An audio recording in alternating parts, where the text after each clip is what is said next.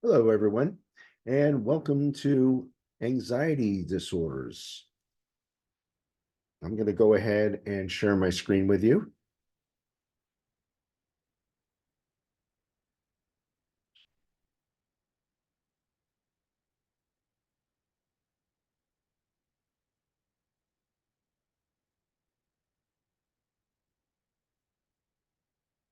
Okay.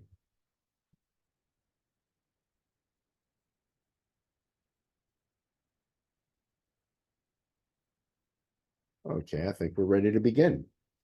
Let me start off by reading you something since we're talking about anxiety disorders. And give me one moment.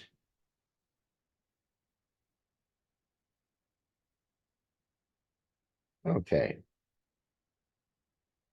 So, a good way to start off this talk is to read you a text that I got from my doctor.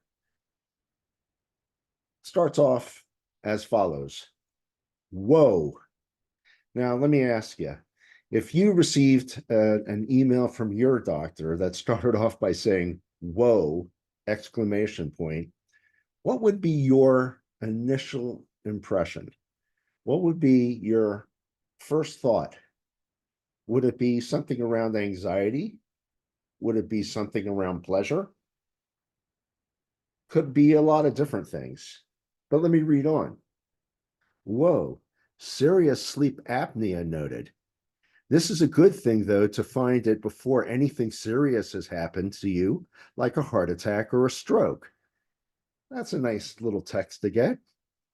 They recommend coming back to do an overnight sleep study and to try out a CPAP to get appropriate settings to make sure you can tolerate it. Well, being a person who follows the doctor's orders, um, the appointment is made, it's all set up, and I'm going to get it done by gosh, because it's something about having strokes and heart attacks that makes one anxious enough to at least act to escape and avoid the possibility of what might happen. Okay, so I thought that would be a good way to kick off our discussion around anxiety disorders. Let me do an overview with you. The DSM-5 uses a developmental approach. It examines anxiety across the lifespan, including children and older adults. Anxiety disorders have been rearranged into separate categories, as we're going to go through each of those separate categories. And the DSM-5 diagnostic criteria relies on adequate cognitive functioning and communication. This is going to be a theme that's going to come up again and again and again with all of the disorders that we're going to be talking about. The issue of cognitive functioning and communication, because again, many of the assessment tools that we have rely on verbal report. Diagnosing anxiety is difficult with the ID population, especially with more severe degree of ID. Again, coming back to the problem of cognitive functioning and communication. The literature is confined to case reports. There's very, very little empirical evidence. We'll talk about some of the empirical evidence that's out there. But again, you're not going to find our random control design kinds of studies specifically on anxiety, specifically with the ID population. At least I've never come across any of those studies. And then finally, what we're going to rely on is behavioral equivalence. And that's how we're going to address some of the problems to provide evidence where we can't really rely on the typical assessment that we might use for anxiety.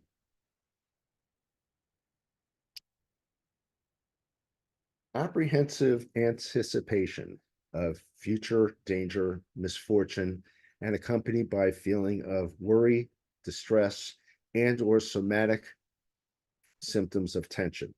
This is how anxiety is defined. And I have here something called formal cause alert, because when we talked about this in the very first course that we took on assessment, I went over the four causes of behavior, and this would be an example, a good example of a formal cause when we talk about anxiety. What is anxiety? Anxiety is as follows. Anxiety must be of sufficient degree of severity to interfere with significantly with functioning relative to educational, occupational, and social functioning. The DSM-5 has 11 subcategories, and they use a developmental approach examining disorders across the lifespan. Criteria is applicable to all ages, gender, and cultural groups. In the DSM-5, the criteria rely on cognitive functioning and communication. Very little research, again, and empirical evidence on the ID population, and it is recommended to use alternative strategies where you cannot necessarily use formal assessment tools that might be available to you. Now we're going to talk a little bit about the physiological and biological symptoms. This is what I call the material cause alert, because when we were talking about the model of the four causes of behavior, one of the causes is to look at the physiological underpinnings, the mechanisms that may describe anxiety. In the research, they talk a lot about the involvement of the amygdala, the anterior cingulate cortex, and insula around the area. There is research that describes the activity of the hypothalamic, pituitary, and adrenal regions of the brain. And there's also been research describing deficiencies in GABA neurotransmission, as well as dysregulation of serotonin.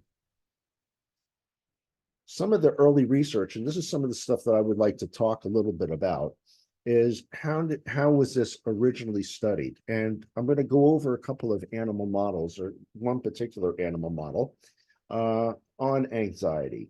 To do this, I'm going to introduce a tool that we used to study this called a cumulative recorder in the laboratories.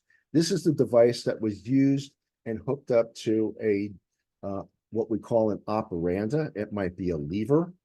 It might be a little response key if we were talking about pigeons, if we were looking at animal models using pigeons, or any kind of bird, it would be a response key. And that's just simply a plastic disc that's located on the wall. Push the button and you will get the consequence that's programmed. That program may be for food reinforcement. It may be for drug reinforcement. It may be to escape and avoid a noxious event such as electric shock, which is what we're going to talk about with anxiety. The way you look at a cumulative recorder is, this is the inside workings of it. And what you're seeing here at the very bottom here is a flat line. If no responding is occurring at all in the situation, you're going to see a flat line. But as responding starts picking up, you can see it happening right here, right? Starts picking up, the rate starts picking up. This means that the animal is starting to respond. The higher this rate of responding, the faster the rate of behavior that we're seeing. This paper is on a roll which feeds out at a constant rate. And it comes up here on a roller, and it's got a pen that is attached to it so that every time a response is made, the pen moves upward.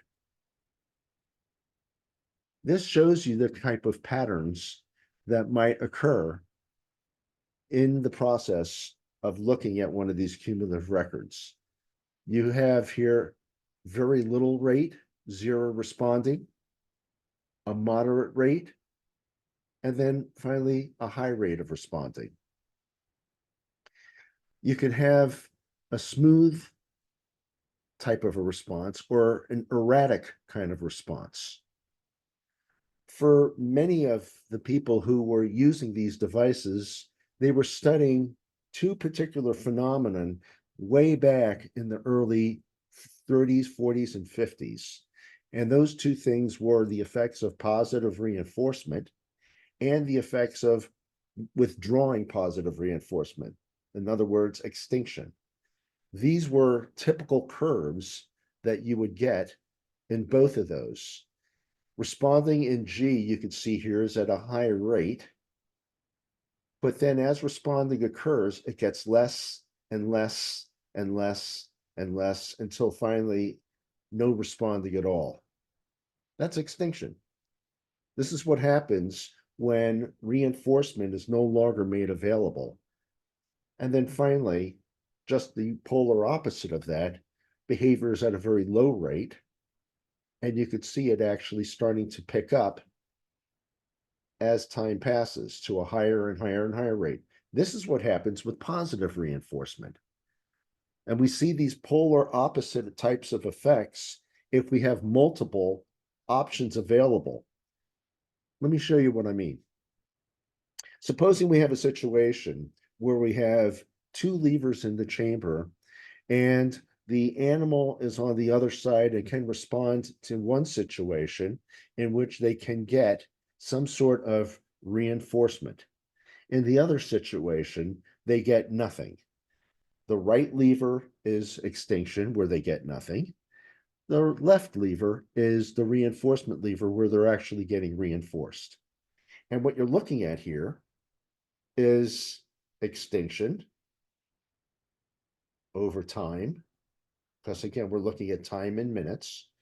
And as responding on the right lever gets less and less and less and less, look what's happening on the left lever, the alternative lever, where there is positive reinforcement. You can see it starting to accelerate. It's getting higher and higher and higher and higher. And every one of these little blips that you're seeing here is the delivery of positive reinforcement. And this is the effect of positive reinforcement. It doesn't have much an effect at the very beginning. You get some responding, but boy, after just a little bit of exposure to here, you're just looking at 10 minutes, it just starts taking off. Again, that's because this option is available for reinforcement. The other option was not. I want you to kind of think about this and let this sink in for a second for a particularly important reason. Much of what we do in working with individuals is to arrange alternative environments where reinforcement is made available to an individual for competing responses, for appropriate responses, for more functional adaptive responses, rather than responding erratically or in perhaps ways in which endanger the person or people around them. Okay. So this is one of the things that much of what we're going to think about here. This is just a conceptual way of looking at this, studied very often in the laboratory. Now, how does this relate to avoidance? Well, I'm going to teach you about something called condition suppression.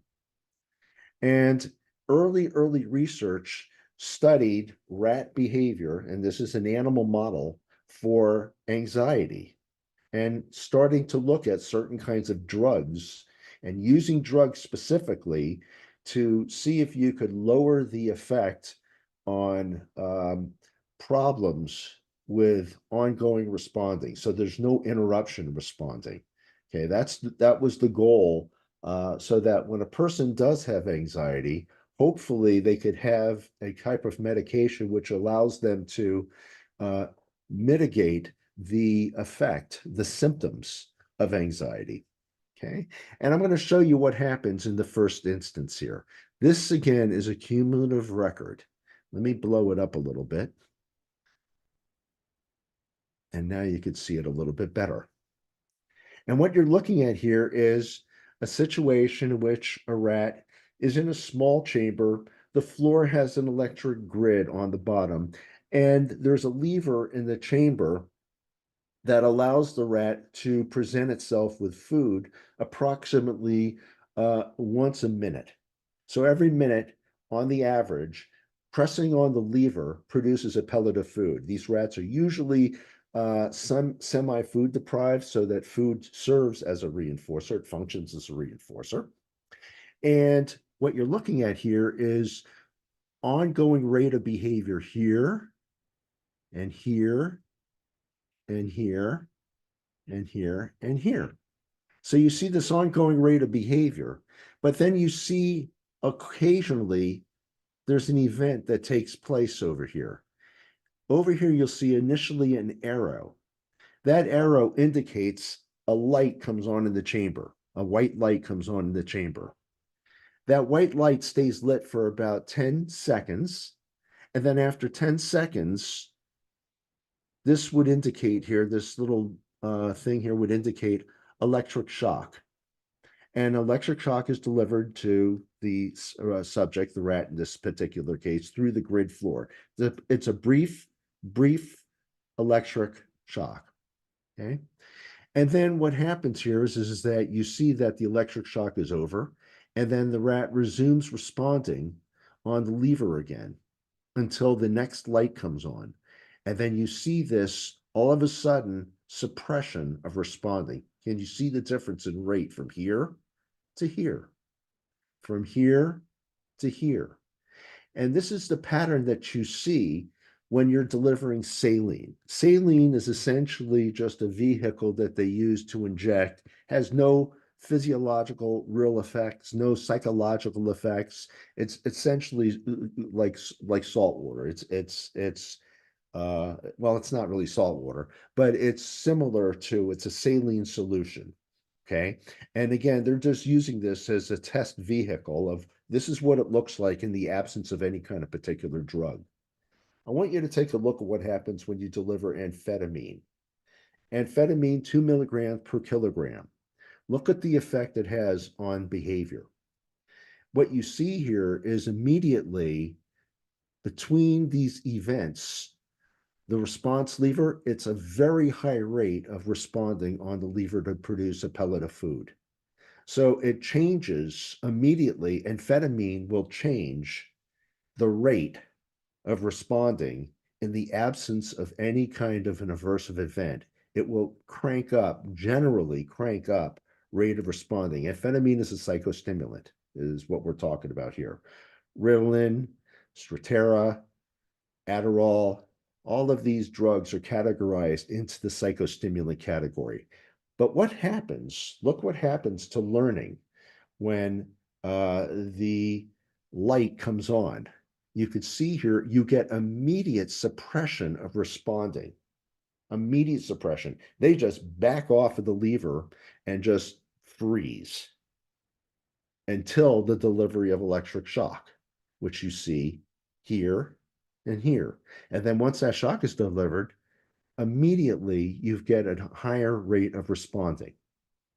This is something to think about in the early research that was being done in terms of the use of psychostimulants, such as Ritalin, on behavior that might be, again, conditioned suppression. That light is the conditioned stimulus, which indicates the onset of electric shock. That's the conditioned suppression effect. And you see it here where the animal responds gingerly a little bit to the light. Here, they completely back off, completely back off. And then we come to the third drug, reserpine. This was probably the first anxiolytic drug that was being used in its day. 0.2 milligrams per kilogram is the dose that we were talking about. And this is what it looks like. You see in between the events, rate of responding is moderate. And then when the light comes on, you don't see really a change in the rate of responding here, here, here. In other words, the rate does not really change. The pen steps down, as you could see, so you could separate out. Here's what we're looking at, but you could take these lines right here, here, and here, and you could move them up, and it would be the same exact rate, which indicates that reserpine is an anxiolytic drug, which decreases the effect of anxiety on ongoing behavior. And they use this drug quite a bit as a way of calming a person down, maybe before dental appointments, as ways of anxiolytics before trips, before anything which gives rise to anxiety. We're going to talk more about some of those anxiolytic medications that are being used. But again, I just wanted to show you this is the way that we used to study this um, when we were working, well, when they were working in laboratory long, long time ago and using animal models before they would use it with human subjects.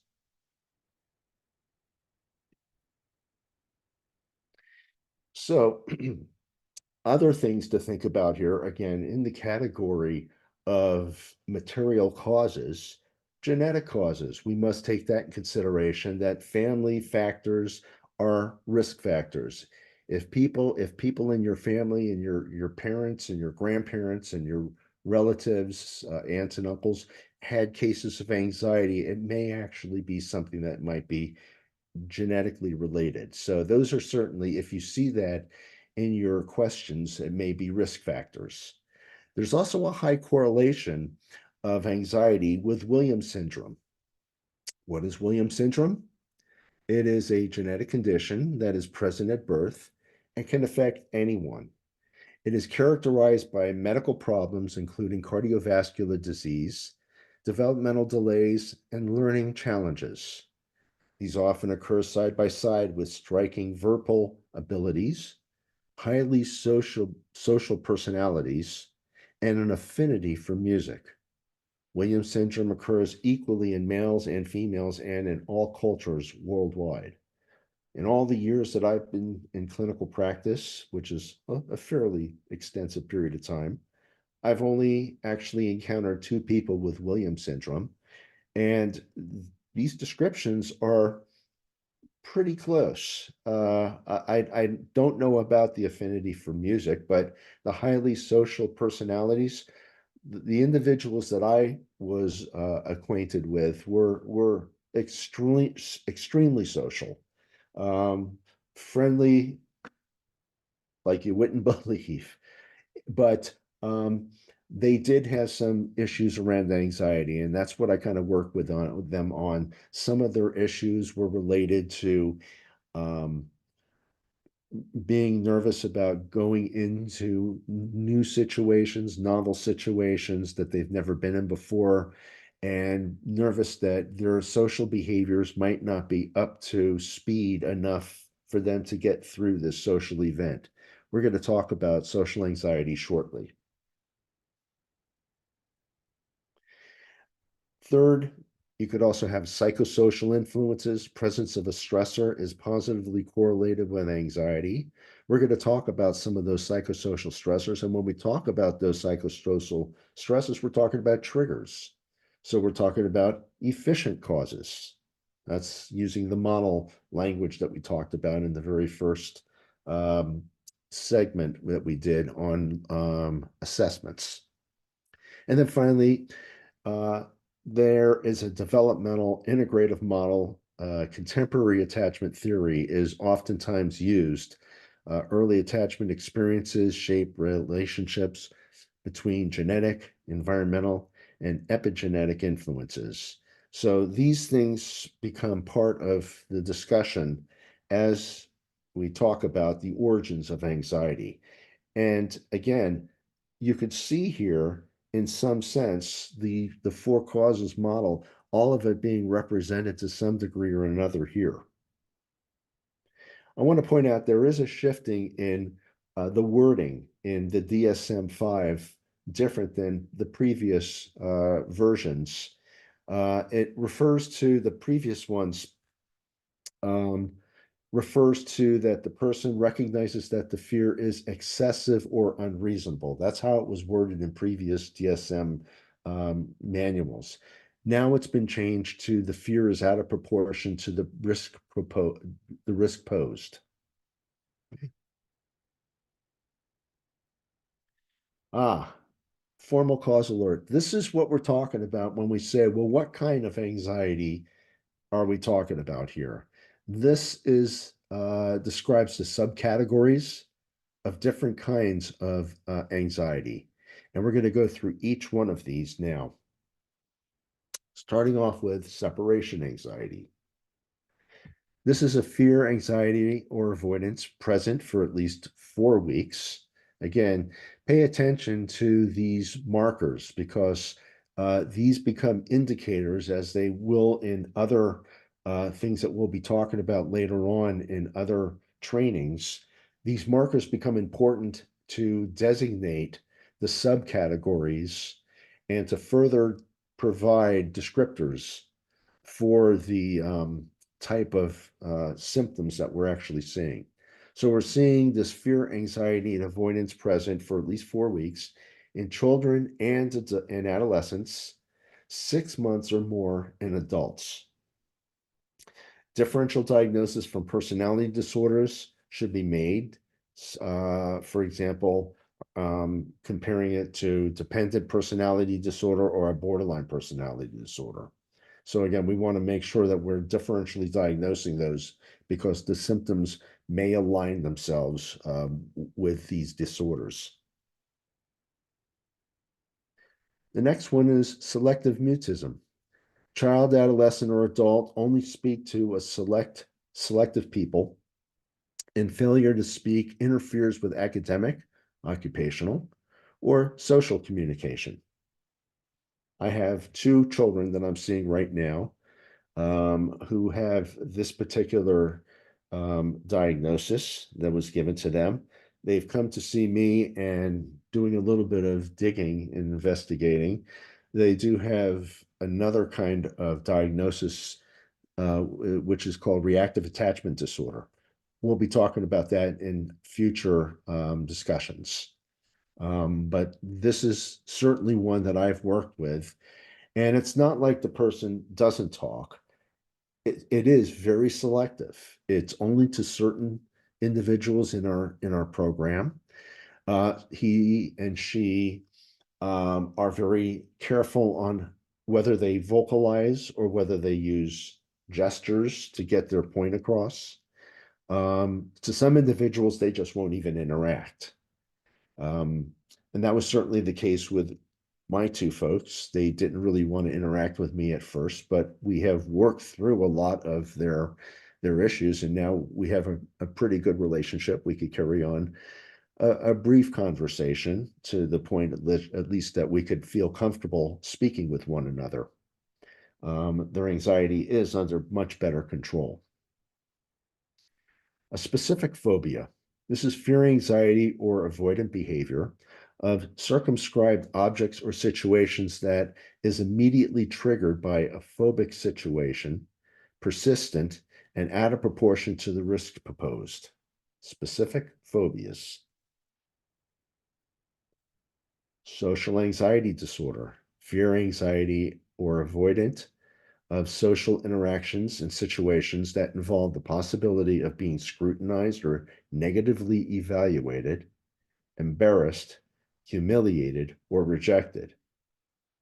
I see about 7 of my patients specifically who have this disorder, and working with them to getting them comfortable in being around and dealing with some of the possibilities of this perceived embarrassment, humiliation, and rejection.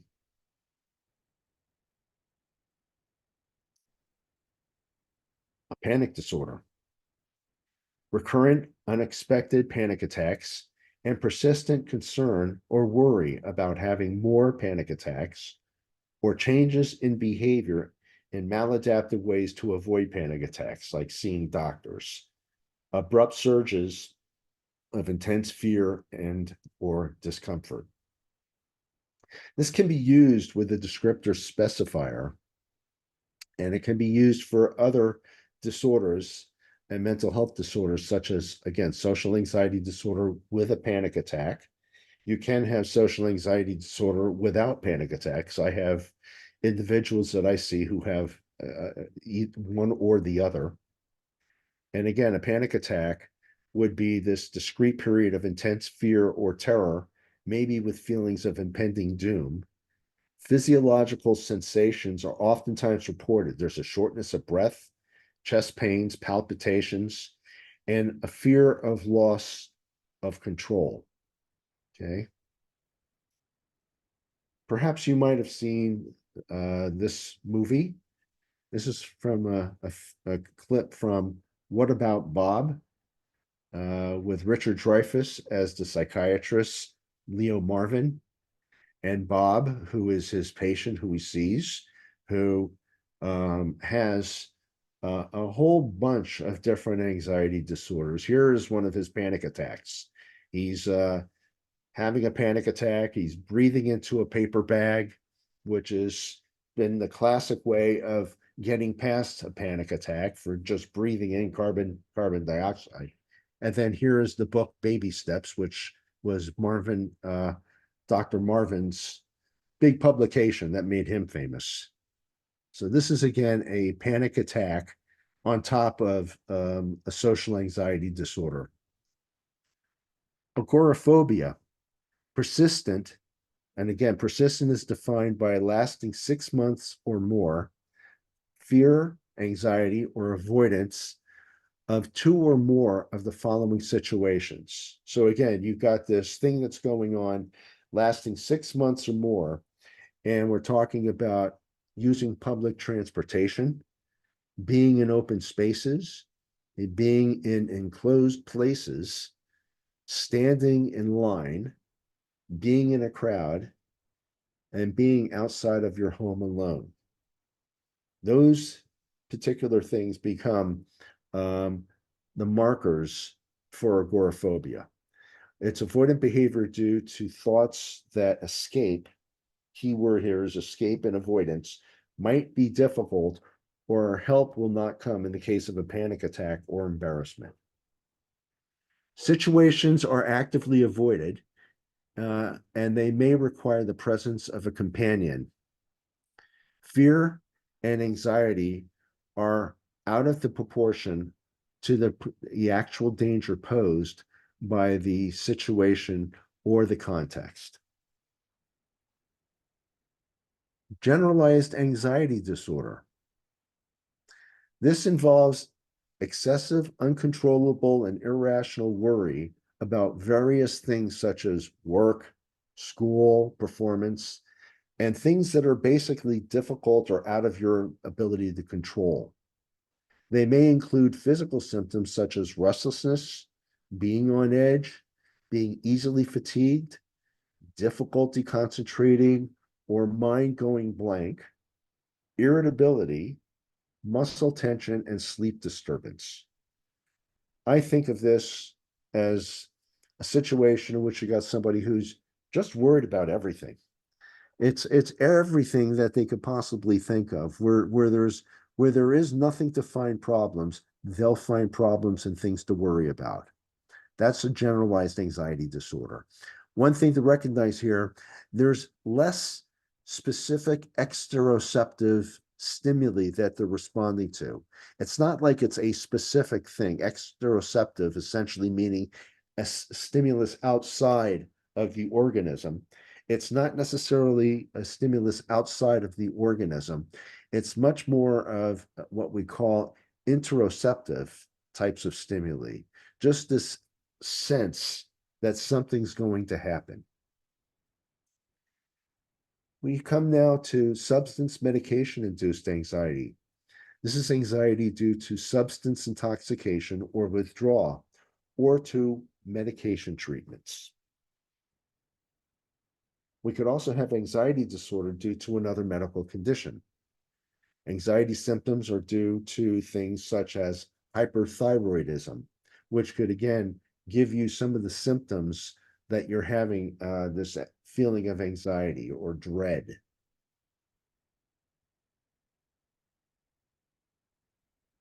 Coding specifics, and I have here efficient causes alert, because this again is now going to talk about when we're diagnosing and trying to come up with what is anxiety. Well, we've already just gone through all of the various formal causes, this kind of anxiety versus this kind of anxiety versus an anxiety which extends 6 months or longer, or 1 month or longer. These are the different kinds of formal causes, but when we're talking about efficient causes, we're talking about mainly triggers, specific triggers. And it's encouraged to use coding specifics when you're doing your diagnosis. When using codes, specific information can be and may be necessary to accompany the code. If you have a phobia specific stimulus, such as animals, natural environments, blood injection injuries, situational or other kinds of specific phobic uh, scenarios that could happen. What might those actually be? Be specific as much as possible. You could also have substance medication induced anxiety disorder. What is the substance? Alcohol, caffeine, cannabis, opiates, or hallucinogens? Anxiety due to another medical condition. Again, we just talked about hyperthyroidism as being one of those types of medical disorders that could give symptoms that appear to be hyperthyroidism.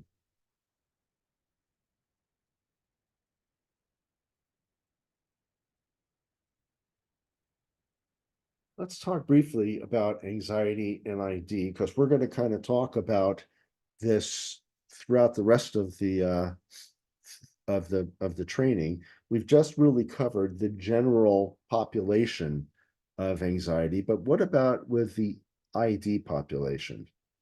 Well, persons with lower moderate intellectual disability range, severe and profound, will have difficulty describing cognitive terms such as anxiety and worry. Temporal discrimination skills. This is something I'm going to be talking about later on. Is one of the things that happens with individuals in terms of cognitively is can they understand time, the passage of time? Something that I usually test for when I'm working with individuals, are they able to grasp uh, some of the things? Because we are talking about when we're talking about some of the diagnoses, we're talking specifically about how long has these symptoms been present, and if they really can't make a temporal discrimination, then that really does get in the way of being able to do accurate diagnosis. Worry is just one of those terms that comes up that implies something about the future. I worry about something that's impending, but what might that actually be? Concentration, mind going blank. These are also some of the things that become tricky to talk about when we're talking about somebody with an intellectual disability. There's oftentimes a presence of a companion um, with the individual who's coming in for assessment. And this may be required for reasons other than just simply support for anxiety or phobia. They may be there because this person has an intellectual disability and there's some cognitive deficits that prevent them from being able to, first of all, show up to the place for the assessment and be able to talk about it.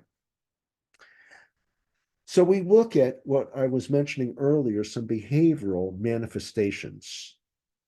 And what might these be? Well, in children, a behavioral manifestation might be facial expressions, more subtle in children with severe to profound ID, to have some of those subtle facial expressions. Because again, cognitively, they may have not picked up some of the pragmatics that we generally pick up when we learn to communicate. And part of those are facial expressions and gestures. You could also look at crying tantrums, freezing, clinging, shrinking, failing to speak. All of these things are similar in the sense that there is this non responding behavior, this failure to escape and avoid, this freezing, clinging. They don't know what to do. And this is one of the things that we'll be talking about in future conversations when we talk about trauma and trauma informed treatments. In adults, you may see signs of restlessness, easily fatigued, irritability, and sleep disturbance in persons with, again, ID who also are having feelings of anxiety. I mentioned before in the very first lecture that we talk about public accompaniments and collateral responses. These are ways in which a person learns to, and we teach people to talk about private events and private sensations. A public accompaniment might be when the person is seeing you for a diagnosis, and you literally see them sweating, their hands are shaking, their their eyes are darting, they appear suspicious. Some of the symptoms may actually be present as public accompaniments. Okay. Now, the collateral responses are really the possibility of shaking, because a person can shake um, independent of any kind of a symptom. But sweating is a little bit difficult to pull off. Heart rate increases are a little bit hard to pull off. That's a little bit different because those are actually physical public accompaniments to the report of anxiety.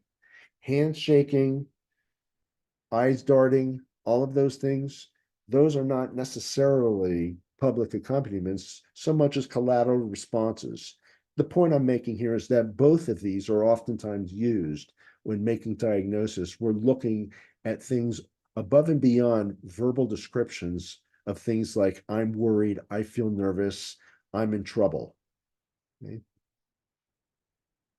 In the development in course, anxiety develops from genetic, environmental, psychological, and developmental variables, as we mentioned before. Residual symptoms of mild impairment in social situations may be there after many years. With persons with ID, it's oftentimes anxiety is accompanied by depression. That's also true with persons who do not have ID. There is a high incidence of comorbidity of anxiety and depression. Some of the best predictors of whether a person has anxiety is to look, first of all, at the severity and the duration. Look at the physical symptoms. Has somebody tracked it? The second thing, again, would be, is there comorbidity with depression? Because as I just mentioned, there is a high incidence of this. And then finally, multiple anxiety symptoms or more chronic. They're present for a long period of time. And it's not just these acute bouts only, but these longer bouts of what seem to be chronic anxiety. And these, again, are the best predictors of anxiety in the diagnosis. Talking about the prevalence, anxiety in the general population is about 18%. Anxiety disorders are common or more common in persons with ID than the general population. A study by Cooper in 2007, he looked at just over 1,000 subjects. And what he looked at here was the prevalence of the different kinds of anxiety in the population of ID. Okay. So what you're looking at here is anxiety excluding specific phobias. This is just generally reporting anxiety, 3.8% in this population that he looked at.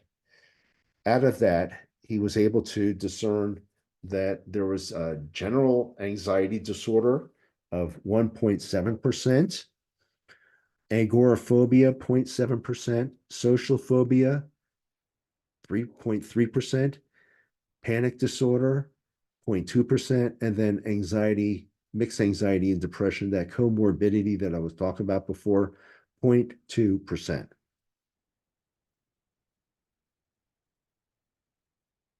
As I mentioned, depressive symptoms are often associated with anxiety. Comorbidity with mood disorders, unexplained physical symptoms, and medical disorders create significant challenges for diagnosis. Anxiety disorders differ from one another in the type of objects or situations that induce fear, anxiety, and avoidance behaviors. Therefore, Differentiation actually will come from examining the types of situations that are feared or avoided and contents of associated thoughts and beliefs. So this is what I was talking about before when I was talking about different kinds of anxiety for phobic disorders. Exogenesis exogenous anxiety. Exogenous anxiety is referring to specific events, what I call exteroceptive events, that you can easily identify that the person will report about. This is different than what we call panic disorders or generalized anxiety disorders, which are more endogenous anxiety. This is almost like anxiety from within. They can't put their finger on it. They can't actually describe it. They describe everything that possible that could be going wrong, but there's no one specific event that you can pinpoint that they are responding to. So again, this is how we come to differentiate the two types of possible phobic disorders. The same thing holds true with panic disorder. Is there a presence of a discrete attacks versus generalized anxiety disorder, which is again this persistent anxiety about everything that's going on in general. Anxiety compromises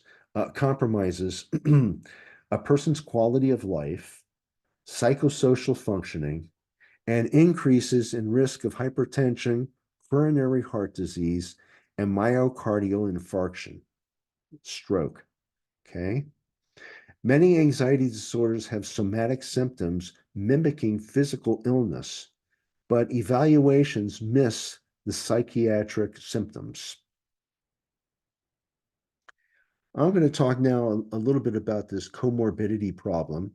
We see it a lot of times in some of the individuals that we work with intellectual disabilities as well. They come in with ID, and we come to evaluate them. And over time, we kind of learn a little bit about uh, both an anxiety disorder and depression. Okay. So what we're looking at here is a high level of comorbidity exists in the general population with anxiety, generalized anxiety and depression, but we don't see a lot of the evidence in the IDD population relative to reports, relative to research. But what we do see a lot of times are some of the symptomology, self-injurious behaviors, presence of chronic physical conditions, selective mutism are more prevalent in persons with anxiety. Also, anxiety is 3 times more common in persons with ASD. What we oftentimes actually see when we look at some of the statistics is about 42.5% of children have anxiety versus 62% in adults. And that's a staggering number, 62% of ID population with anxiety.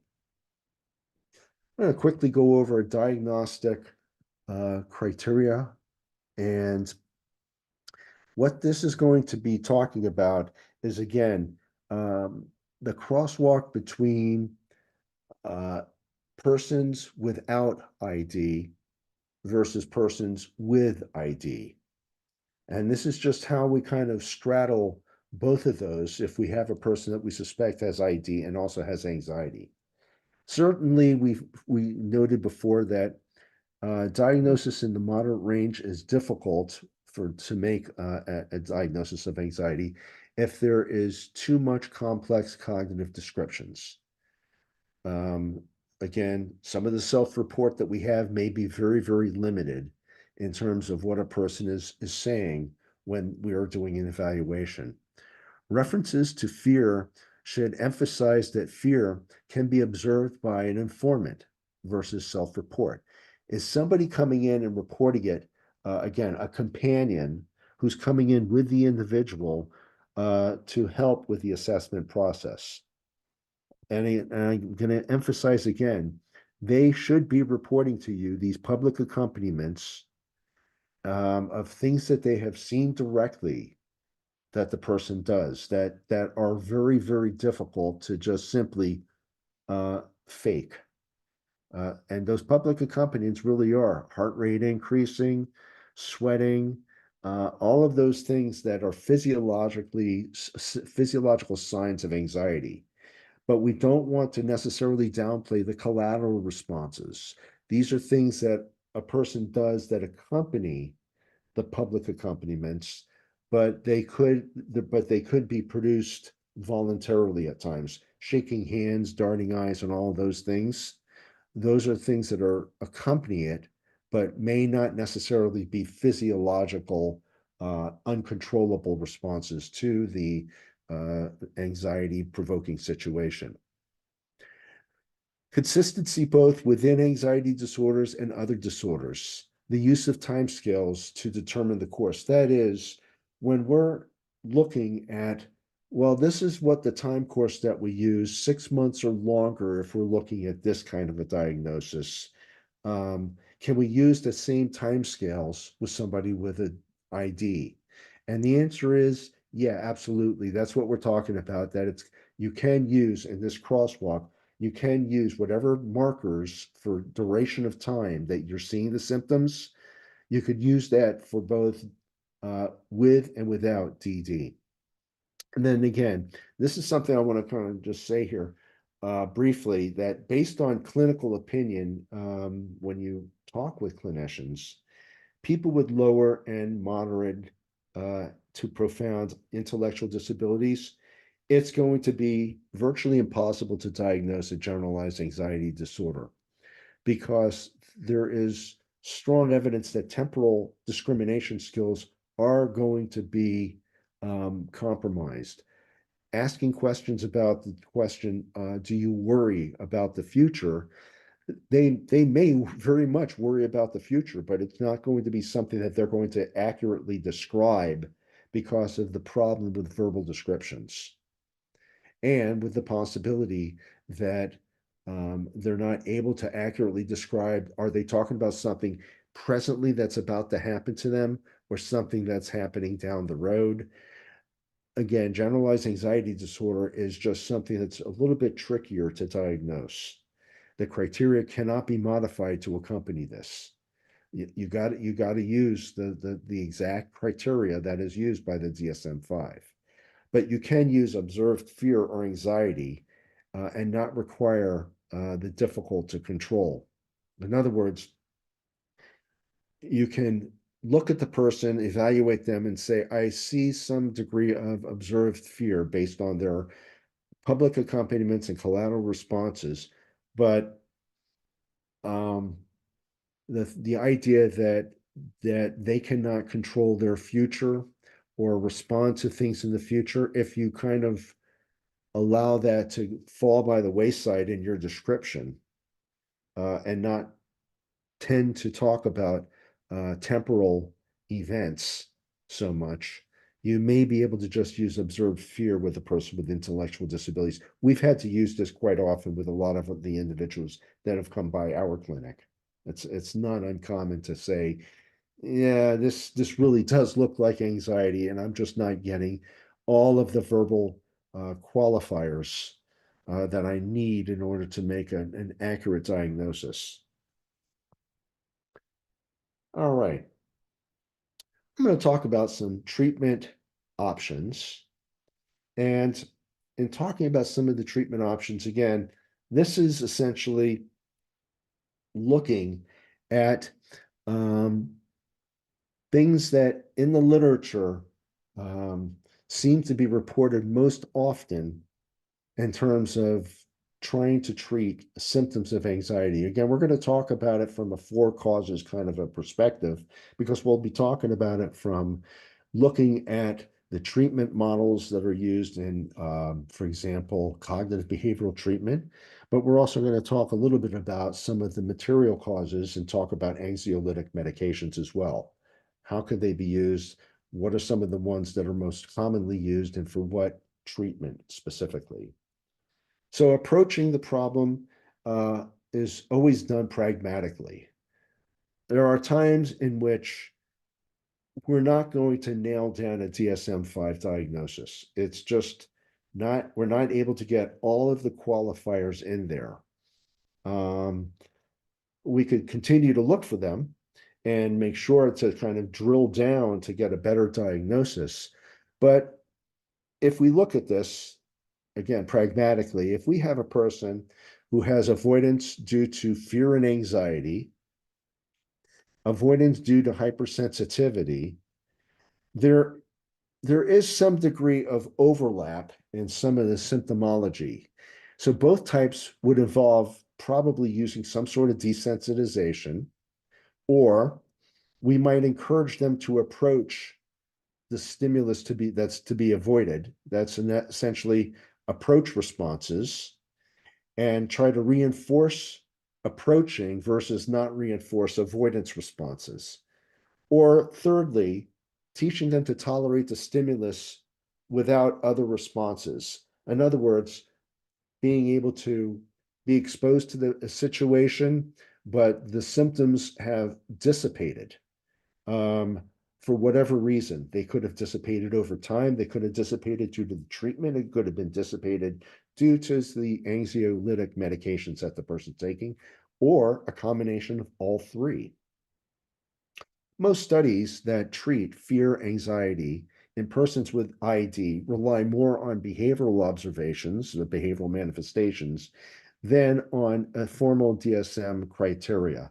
Again, because you sometimes cannot get the accuracy in the self-report. And if you got somebody who's by themselves, who doesn't have a companion or a close relative or a family caregiver, or a paid caregiver who works with a person in a residential program, you're going to be really limited on what you could actually come up with a DSM diagnosis at times. We've been in that situation. So we kind of work on this idea of treating more broadly and work on phobic avoidance rather than any kind of specific DSM anxiety disorder. Okay. That doesn't necessarily mean we're going to continue that. As we get to know the person, we may actually kind of peel back on this broader kind of an approach and use much more specific stimuli as we gain knowledge of what those specific stimuli are. And that can happen over time as we start working with the person and doing closer observations. Let's talk about some of the anxiolytic drugs. There is an addiction risk. It happens when you're using some of the anxiolytic drugs. 1 in 100 to 1 in 300 patients might develop an addiction to anxiolytic drugs. There's oftentimes driving warnings on the pill boxes that says do not operate machinery when you take this particular drug. These anxiolytic drugs have a very strong synergistic effect with alcohol, and it could pretty much wipe you out and and do some pretty significant harm if you drink taking anxiolytic medications. This was very common, I believe, back in the 60s and the 70s, when these drugs were really coming out, and there was so many instances of people just taking high amounts of anxiolytic drugs and drinking at the same time. And it's a lethal combination. Monitoring, you have to monitor closely COPD patients. And then finally, anxiolytic drugs are good for treating insomnia and epilepsy, which we'll talk about in a second. What I've got here is a chart for you that describes the various kinds of anxiolytic drugs. If you look across the top, you could see that I have the generic names, the brand names, the half-life, the dose range that is oftentimes used in prescriptions, and then any comments relative to the effectiveness of the drug, what it's best used for. So let me describe to you what half-life is just briefly. If the half-life, if you take a certain amount of a drug and it's in your system, half-life is roughly the amount of time it takes before half of that drug is out of your system. versus all out of your system.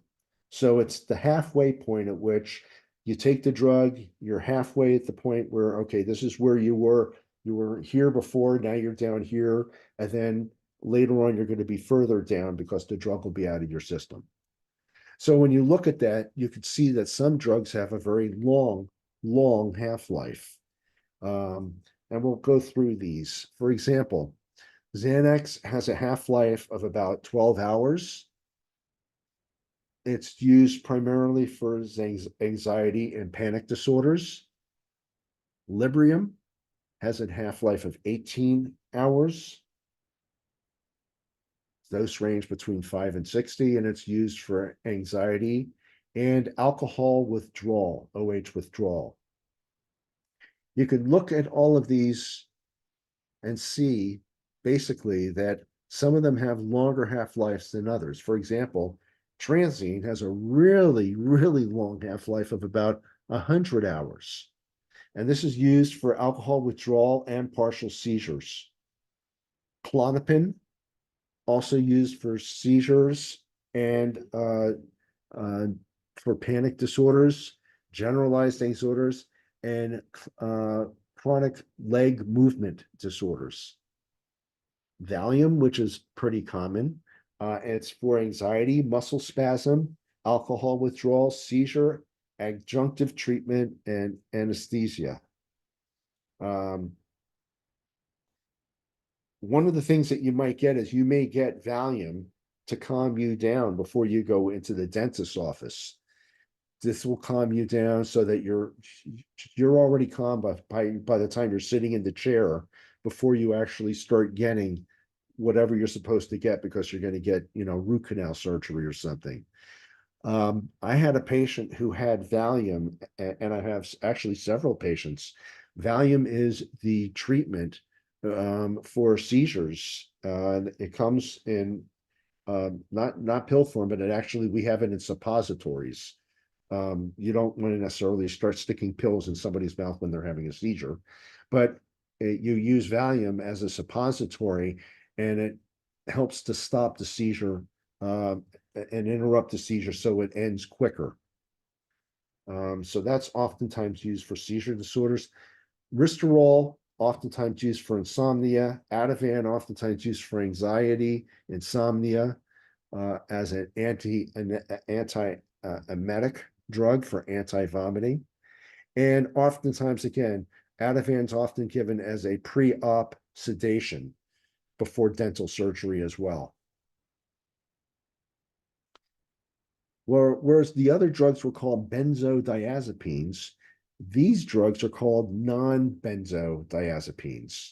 Lunesta, which is pretty common, you probably have heard of that.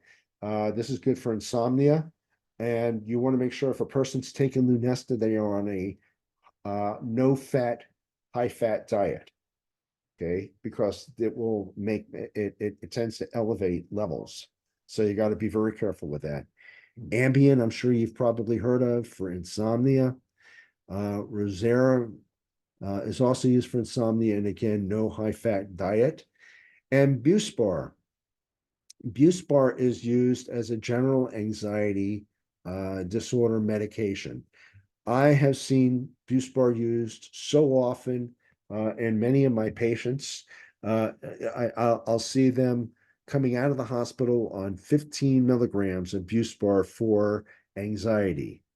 Many of the patients that I've seen it used for, in all honesty, I've never seen it have an effect that was therapeutic. I've never seen an effect that was non-therapeutic, that was a harmful side effect. It's just one of the drugs that I think oftentimes can be used for very low levels of anxiety. But again, like I said, it's common. It's one of the most commonly used non-benzodiazepines for symptoms of anxiety. I'm going to go over various types of therapy approaches that have been used, and we get this again out of the literature.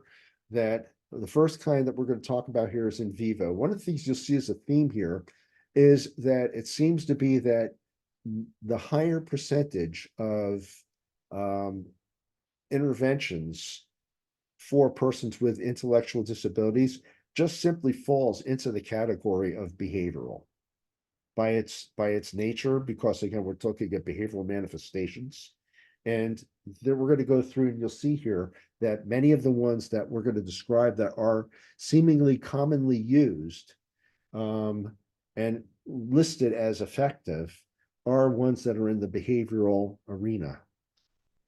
So the first one is in vivo exposure. Um, In vivo exposure is gradually exposing individuals to stimuli that evoke fear and anxiety. It's very similar to shaping, gradually introducing stimuli that we use to making discrimination training. It's also called graduated exposure, in vivo desensitization, or contact desensitization. Approximately 76% of interventions for persons with intellectual disabilities and anxiety use in vivo exposure. So that kind of just tells you about its frequency of usage. Doesn't necessarily speak to how effective it actually is. This is only going to, again, speak to how often are we seeing this particular approach used as in this particular population. Exposure is conducted in a hierarchical manner from events and situations that are rated as less or more anxiety provoking. So I may start off with a person and starting off with guided imagery, in which I have the person sit in a chair or lie down, in whichever they prefer. And I want them, and I'm going to just simply describe stimuli that typically evoke some sort of anxiety symptoms. And I start off with verbal. I may go from verbal, and once they're able to feel comfortable talking about verbal, I may have them now look at some pictures. These are still, two-dimensional pictures. Let's say it's a fear of spiders. I may have them take a look at some pictures of some pretty innocuous spiders, maybe some goofy looking spiders, are thrown in there. So it's not just regular spiders that are, poisonous or noxious, but they also may be um, spiders that are these big, puffy, cotton animated spiders, cartoons, and start off just by kind of changing the context of the stimulus conditions for visualizing or talking about spiders. Then I might introduce some more specific pictures of spiders, not the goofy ones, but some of the more specific ones. Perhaps the next one might be I'll show them a short film clip, a YouTube of the spiders moving. And I'm just going to gradually on this hierarchy introduce more and more stimuli until finally I'll have them in a room and there's going to be a cage there and I'll introduce them to the spider and, they'll watch it on film and not feel that it's really bad, or they'll actually watch it in person. Now they have this spider, it's a tarantula who's pretty well known. I think her name is Rosie at the Butterfly Pavilion here in Colorado. Um, and if you go there, you get your picture taken holding Rosie the tarantula in the palm of your hand. Um, that might be the phase that I call graduation. If you could do that and you could hold Rosie, you could probably handle spiders pretty well. Anyway, that would be in vivo exposure. It's graduated. It's very systematic. You go at a slower pace. And this is something that's been around for quite some time. I've used in vivo exposure at least half a dozen times to some of my patients, particularly around the fear of dentists. A lot of anxiety about going into the chair and the things that are in the environment that evoke emotional responses, the sounds, the smells, the x-ray box that's usually hanging on the wall. It used to be the little sink that used to be on the side that you used to spit into. Now they have this little suction thing that they use. But that makes its own kind of weird noise. So this is some of the stuff that I've worked with patients with ID who have an intense fear of going to see a dentist. Contingent reinforcement. In this situation, we have approach and acceptance behaviors. Whenever a person's approaching and accepting, yeah, I'll take one step closer to the aversive stimulus. These are positively reinforced with verbal praise, while stepping back and getting away from it are extinguished. We don't pay attention and we don't positively reinforce the individual. And what's happening here is you expose the person to increased proximity, how close they are to the stimulus, magnitude, how intense is it? If it's in a dim area versus a brightly lit area, and how is the duration of the aversive event? Is it a brief exposure to it, or is it a long-standing exposure to it? Approximately 76% of interventions with persons with ID and anxiety use some type of reinforcement for completing exposure. These are oftentimes called, number one, differential reinforcement of alternative behaviors, DRA, where we differentially reinforce alternative responses. If a person has fear and they can't get to sleep and they have insomnia, we may have them lay on their bed and start feeling comfortable laying on their bed, just getting them relaxed, maybe putting a bolster underneath their knees, which oftentimes works for me when I go get a massage. Get that bolster under the knee, it relaxes the legs a little bit more, and you get them to feel more comfortable in a lying down position rather than having anxiety about not being able to get to sleep. Perhaps you have sleep apnea. I hope I don't, but if I did, I may need to have some contingent reinforcement because I'm afraid of having this CPAP on my nose and I may have to adapt to it.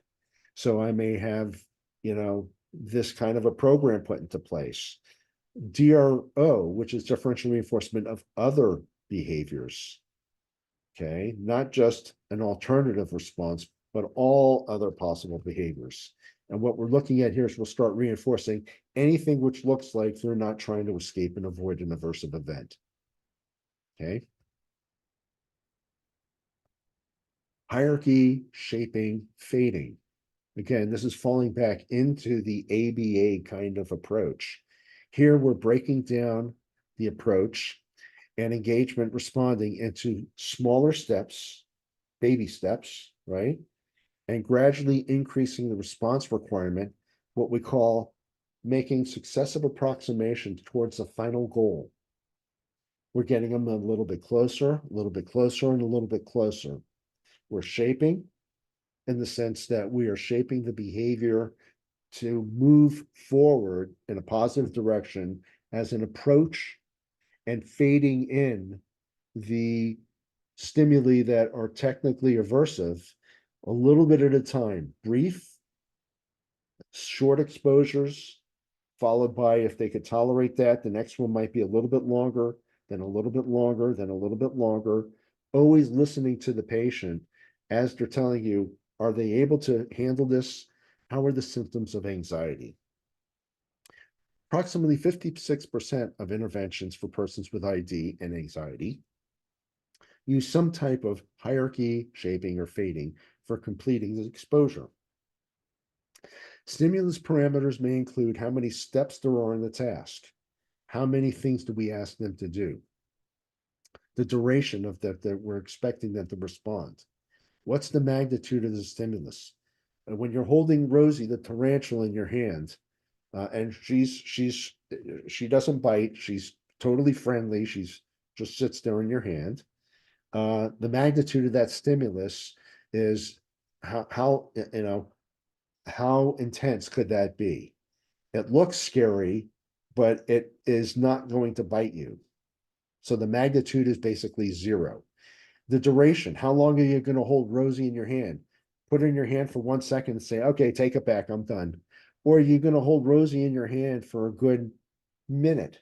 Maybe stroke Rosie if you're allowed to do that. I don't know. I've never held Rosie in my hand, so I don't know. um, proximity to the stimulus, the latency to the stimulus. All of those things are controllable aspects of the aversive event so that you could actually tailor it so that it's so innocuous that you could get the person on board early on and then slowly shape through this hierarchy um, a more intense version of the stimulus. And it's creating the steps in the fear and avoidance chain. That's what you're really doing. I'm going to tell you the story of a gentleman that I worked with for about 2 to 2.5 years at least. Um, we'll call him Todd, and Todd came to me through his brother referred him to me. Todd had did not have an intellectual disability, but he did have what we suspected was either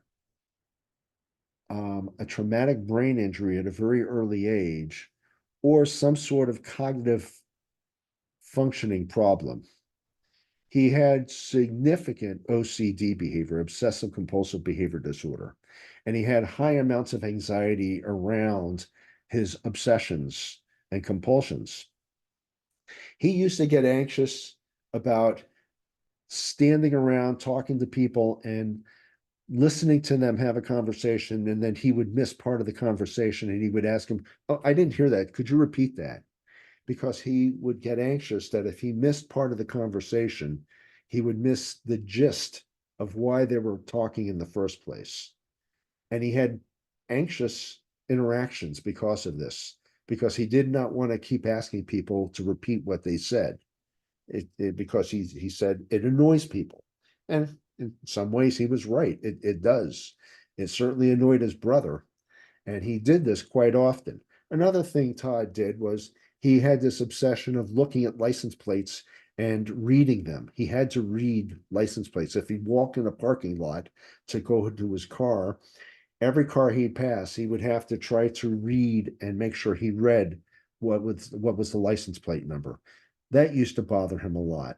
So he used to have to had a hard time parking. He would try to park away from other cars because he didn't want to get into this compulsive chain of behaviors.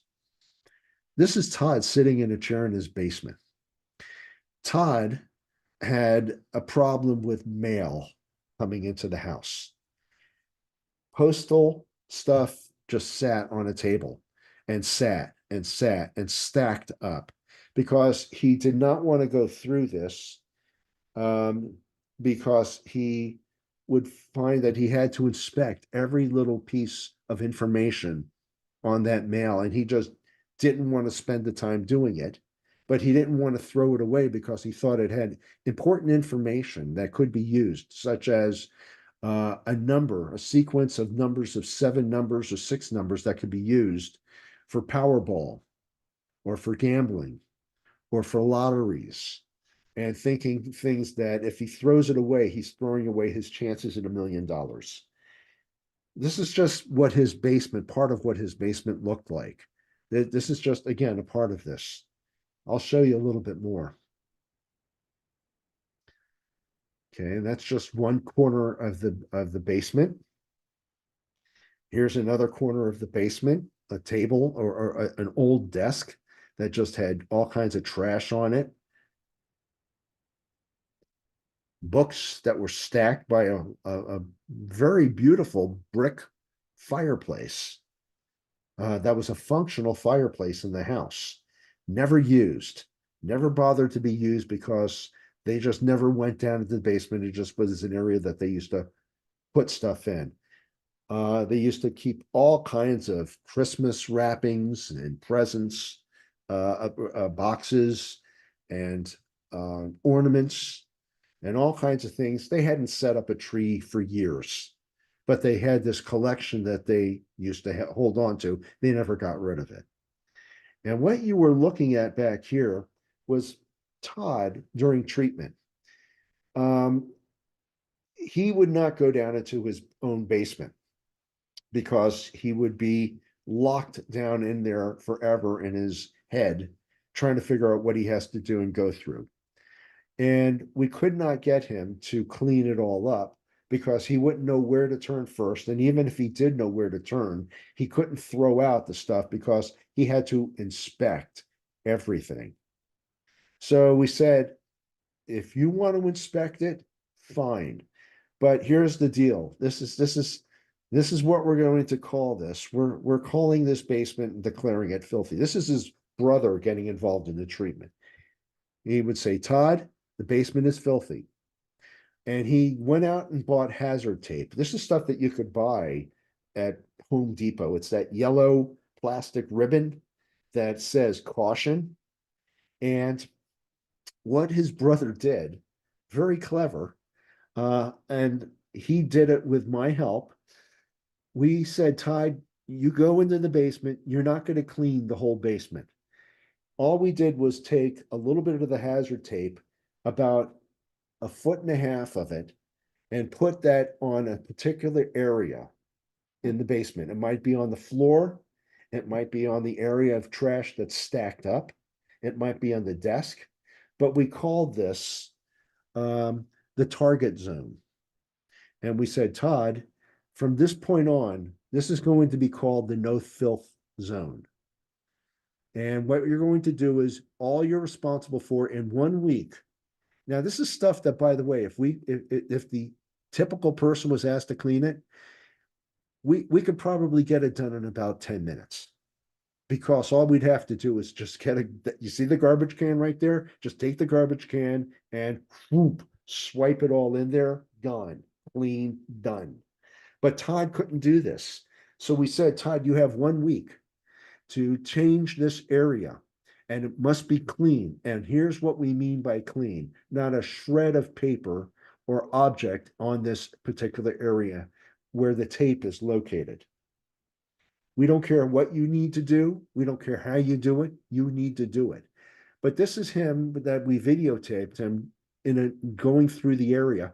This is him reading it because he would go down these rabbit holes and he would start reading the mail and he would not find what he was looking for and spend 5 to 10 minutes rereading it over and over again because he had to make sure he had to check. It wasn't just reading it and inspecting it. So we did enforce a new rule. It's called the 3-second rule. You pick up the object, you've got 3 seconds to inspect it before you throw it in the garbage. And the minute we did this, anxiety levels went right through the roof. He started sweating. You could see it in him. He was just dripping in sweat. Hands were shaking. He was stammering when he was talking to us. All the signs of anxiety were there. But we said, you called it, Todd. Either you do it or we come in and take control over it. And he would freak out and say, no, I've got to do this because if we came in there and did it, or if we hired somebody to do it, he would have a heart attack. That's what he kept telling us. So we said, we'll do it by your own rules. And this went on for, 9 to 10 months, moving this tape a little bit. And once the area was cleaned, it was called, Todd, this is now the no filth zone that you just cleaned. Don't you dare let another piece of paper enter that area again. So what he started to do was clean the areas, but he would push it up. So that was off the floor. The floor became very, very clear. And he escaped and avoided by just moving the trash from floor to another area. But we eventually caught on and moved the no filth zone tape to those areas as well. And all of this soon became this. The floor was clear. The desk was clear. It's another look at it. Everything was in the boxes and everything was organized. And we did our job. So this took about a year and a half total just to get this basement cleaned up. We used, again, what procedure did we use? Hierarchy, shaping, fading. That was the basic procedure to do this. This guy would have been a candidate for that TV show called Hoarders because he hoarded everything like this.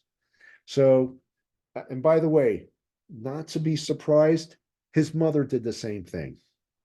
So the brother knew that it's in the family. Mom has it, dad had it before he passed away, Todd has it. And this is again this anxiety and OCD combined, this comorbidity. The next procedure we're going to talk about is prompting and graduated guidance. Prompting involves the presentation of antecedent stimuli to initiate a response. It's just something that we present to the person as a stimulus to jumpstart them. It could be just simply something as simply saying, okay, we're going to do this. Ready, on your mark, get set, go. And off you go when you start. That might be the prompt. It may also be a gesture. It may be, come on, I'm going to go, we're going to lift this up, and you gesture to the person that you're going to gesture that you're helping them or showing them to pick it up. It could be modeling. Gestures are just a simple movement. Modeling is a more specific demonstration of the behavior. Whereas gestures might be something where you say, come on, first we're going to lift ourselves up, and you do a hand gesture up. Modeling may be where you actually squat down in a chair and model. You're going to get up like this. Okay. You could do a light touch, where in this situation, modeling, gesturing, and verbal involve no physical contact at all. But a light touch might be gently touching the arm, touching the shoulder, versus a full physical assist, which you're actually coming in and physically assisting the person completely because they can't do this on their own. So I kind of liken this. I used to do some significant amount of my history of working with traumatic brain injury was with rehab and physical fitness and physical therapy kinds of models. And when we're teaching somebody to do, for example, a transfer, and a person's afraid that they have anxiety about getting out of their wheelchair to go and sit into a regular chair at their dining room table. So we wheel their wheelchair up all the time, but they say, I'd rather sit in a chair, but I'm nervous about it. And this is what we oftentimes will do is PT will work with them on pivotal transfers. Just simply, you're in your wheelchair. Here's how you would stand up, pivot your feet like a little bit, like 90 degrees, put your butt close to the chair, and gently lower yourself. And what a physical therapist may do is start off by giving them physical assistance, by assisting them out of their wheelchair into a stationary chair. They may eventually fade out the full physical prompt and do something like holding on to their gait belt, which is simply a belt that goes around their waist and latches in the back, and you hold them and support them by holding their gait belt rather than holding them under their arms or holding their body. Eventually, you may fade down to a light touch. A light touch is where you just gently tap them on on the shoulder to say, ready to stand up. I'll tap you on the shoulder, stand up. Okay. We may model it, we may gesture it, and then eventually it may be verbal. And you could step back and say, do you need some assistance to help you move? And the patient says, no, I've got this now. I've learned to do this on my own. Okay. Approximately 50% of the interventions for persons with ID and anxiety use some type of verbal and or physical prompt for completing the exposure to the aversive stimulus. Again, the conditions for using graduated guidance, we want to make sure that we have the person volunteering to do this. We're not going to just go in and do physical assistance with somebody without getting informed consent. and letting them know exactly what we're going to do and how we're going to go about doing that. The next one is called non-contingent reinforcement. What we're doing here is providing the individual with non-contingent access to preferred or non-anxiety provoking objects before and during exposure to the feared situation, which will compete with the physical fear response. This is what we call an antecedent-based approach, because we're not providing any consequences for this. We're just going to give the person something which and say, would you like to have one of these? These might be, and it may be for a lot of individuals, it may be fidget toys. It may be things that you fidget with your hands and give the person to hold on to. It may be a pillow. It may be a blanket. But these things may decrease fear in a person. And we do this rather than doing something and have them approach the feared object and provide contingent reinforcement after the behavior. There's nothing contingent after the behavior here. That's why it's called non-contingent. 26% of interventions for persons with ID and anxiety use non-contingent reinforcement for complete exposure. Perseverative interests. What we're doing here is we're going to use highly salient or preferred stimuli to compete with aversive properties of the anxiety evoking situation. I have here the Captain Kirk method. I used to have a kid who used to not want to do presentations in his school classroom. He had anxiety, and he would have these significant physiological reactions. Even just talking about it, I could see him stammer when he tried to talk about some of these anxiety evoking situations at school in his classroom. So one of the things that was really cool about him, he was really into Star Trek. And one of his, and not just the Star Trek, he was into all of the Star Trek, all of the stuff like Next Generation and Deep Space Nine. And I forgot, there must be several other spin-offs that I'm missing. But he was also really into the originals because his father got him watching this when he was a kid.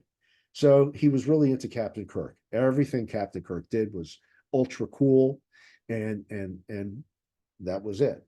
So we used to use something that we call social scripts, a modification of it. And you could find social scripts. There are books that you could buy, which have these wonderful stories which tell a person, here's a scenario, and it describes a scenario to a person, and it is used as a prompt of sorts to get the person more interested in doing what you want them to do. Social scripts.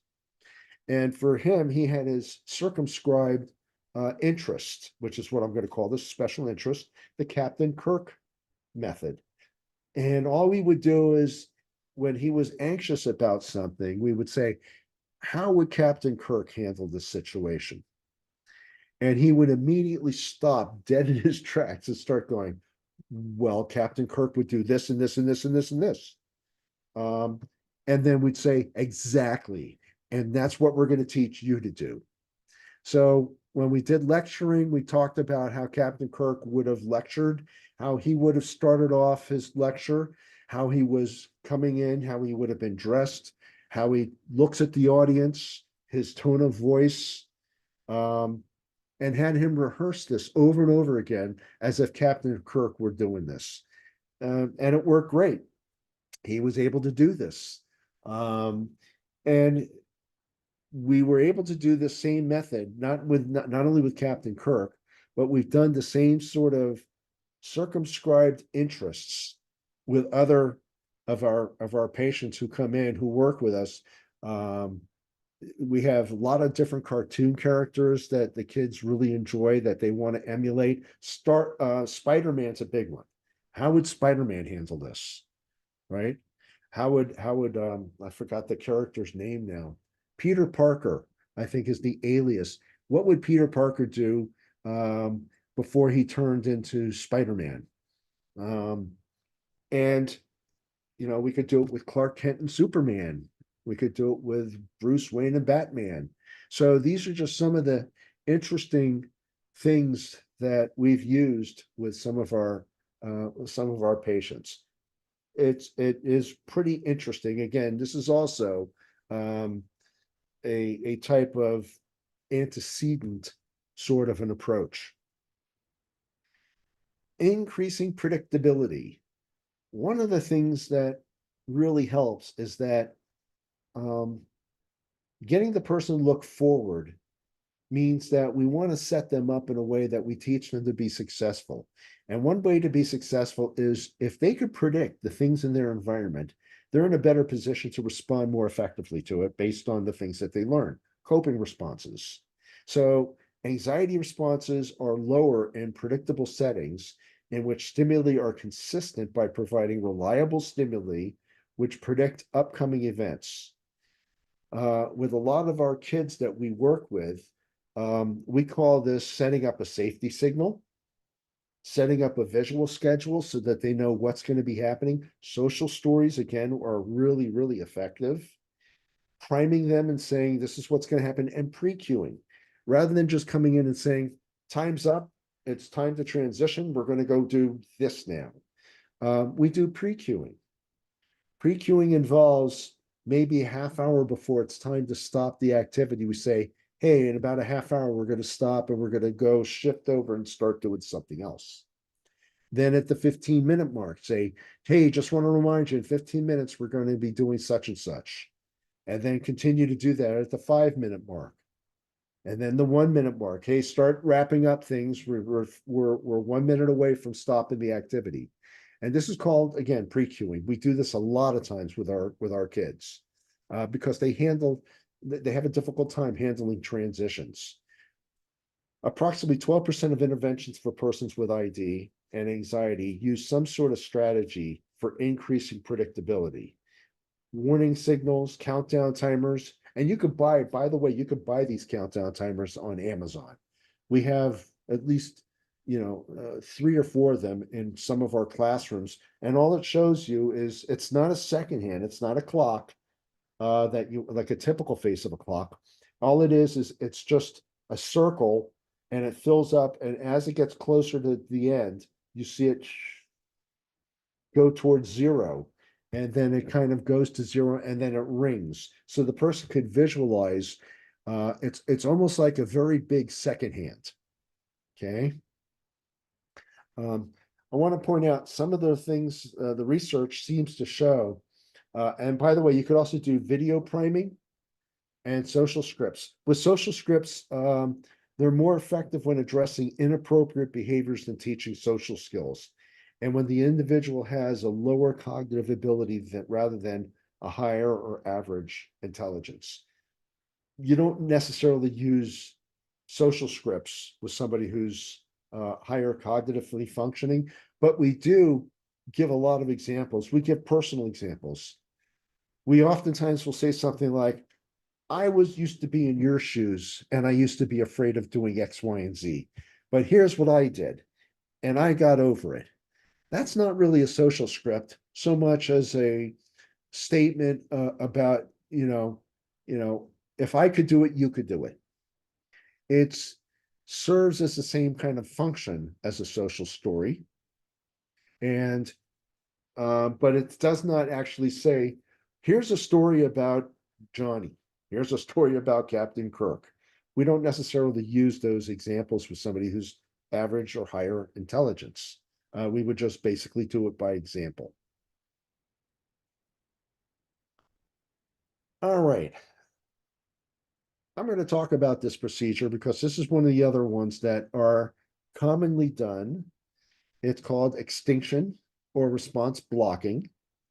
Commonly done in the sense that it used to be done before we learned about all of these other techniques. I'm going to tell you now, it's now only done about 12% of the time. This is not an easy procedure. And I'm going to go tell you a story about what patient that I worked with who we did the same procedure with. In this procedure, it's called escape extinction. We don't allow the person to get away from the stimulus that's evoking or provoking the situation.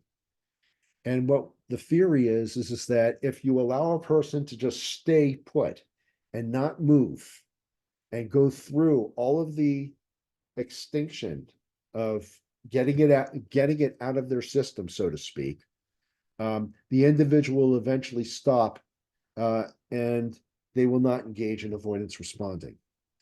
It would be the equivalent of taking a person who has a fear of heights, like me, and putting them on a balcony and locking the door and making them stay out on the balcony for a period of time until they got over the fear of looking down. So the notion here is that this is going to fall back on more of the physiological underpinnings of anxiety. It's something that we call respondent extinction. And respondent extinction typically involves your autonomic nervous system. It involves your sympathetic and your parasympathetic nervous system. And if you are exposed to something for a period of time, your sympathetic nervous system is oftentimes very much activated, but over time, you systematically undergo extinction. You fall back on this parasympathetic nervous system and a lesser response. In other words, responding no longer produces negative reinforcement. Okay, and that's the whole notion here. You're no longer escaping and avoiding. So I had this patient that I worked with a number of years ago. It was late 90s, and he came to us. He had a tremendous fear. He had some of the worst OCD behavior and depression and anxiety I've ever witnessed. This guy was the real deal. He was afraid of showers. He was afraid of a lot of things, but showers were the number one thing. And he came to us um, very disheveled. Um, Hair was scraggly. It looked like he hadn't had a shower in a very long time. And he came to our assisted nursing facility for some neurobehavioral treatment. This is a guy who had, we believe that he had a neurological disorder that was related to an auto accident that he had. Turns out it probably had less to do with the auto accident than this guy having the real deal. Even before the auto accident, he had a pre-existing OCD behavior, and his family had the same kind of problem. But with his had blossomed into this situation where if he went towards a shower, he could not cross the threshold of walking or stepping over into a shower or to a tub because he did not feel right doing it. And he would have to repeat this behavior over and over and over again. In our facility, we didn't have tubs. We had this just shower room in each of the individual patient rooms. And all you'd have to do is go into the shower area, and it had, it was just a floor with a drain and a shower. Um, he could not cross the threshold to go from the outer room, which was the bathroom, into the shower room. And we tried and tried to convince him. We tried all of the behavioral techniques. Absolutely nothing worked. And here's the thing: he wanted to take a shower. He could not do it. He was afraid again that if he got through the door and didn't feel comfortable doing it, he would be going in and out of the door. And he would do this over 100, 200 times, just stepping in, step out, step in, step out, step in, step out, and couldn't stop himself. And you could see him having a horrible time. He was sweating. He was shaking. He was white. His skin was white, and he was having a horrible time. We took a listened to his heart. His heart was racing during this whole situation. He was on anti-anxiety medications, didn't make a dent. Um, so one of the things that we ended up doing was doing this response blocking. And I'm just going to read through this.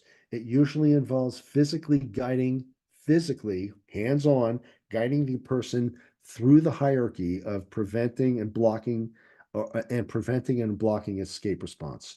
We would have to actually help him through, assist him, escort him into the shower, and not allow him to get back out. This obviously resulted in a lot of physical resistance. He would say to us, "Get your hands off of me, leave me alone. I'm not going in there." And then as soon as we took our hands off of him, he would say, "What are you doing? I gave you authorization." And by the way, we got informed consent to actually do extinction response blocking. But here was the problem. Outside of the bathroom, he would agree to it. Inside the bathroom was a different story. And every time we took him out of the bathroom, he would yell at us and scream, "Why did you do that? I need to take a shower. Don't listen to me. I have no idea what I'm talking about." But we're stuck in a situation where we don't have informed consent. He's his own guardian. So, long story short, we had to go to court under the recommendations of lawyers, including his lawyers, that in order to do this, we have to have the informed consent acted upon with what's called substituted judgment. A judge came in and dictated exactly what the treatment would be and who would do it, and he was the one who gave informed consent. And we did this treatment with Neil, and it was really rough. It took about 4 people to go into the shower with him while he was in there to get him showered and cleaned up. We eventually were able to get him to the point where we could get him to go into the shower stall with a standby assist, somebody who was by the door who would be able to help him if he got stuck. But we were able to do this only through the actual act of having him go through it and learn for himself that he will not be exposed to aversive consequences. Very, very difficult. 12% of the interventions with persons with IED use this type of an approach. I venture to say even less because, again, you're going to run into some serious problems because of informed consent and because of the amount of resources that are required to work with somebody who has this sort of a problem. One of the other things that you could do is provide choices and give some degree of giving a person a sense of control. One of the things I wanted to emphasize again, in that if you could predict when bad events are going to happen, then if you give a person a modicum of control over those bad events and let them predict it, they may be better off and be able to persevere better. Providing choices of activities and reinforcers may increase task engagement and decrease escape responding. So again, this gets at the role of unpredictability and uncontrollability. And one of the things that we'll be talking about in later courses is trauma-informed treatment and the role of trauma in producing anxiety kinds of situation. A lot of it is related to how much control the person has. I'm shocked to find out, by the way, in this statistic, that approximately 6% of interventions for persons with ID and anxiety use providing choices and giving control. I see this as probably the very first place to start when you're working with anybody is teaching them that they do have control and that they do have choices and that they can make choices, and you could control some of those choices and outcomes to some degree and weight it so that the person is more likely to be exposed to favorable consequences versus unfavorable ones. Okay.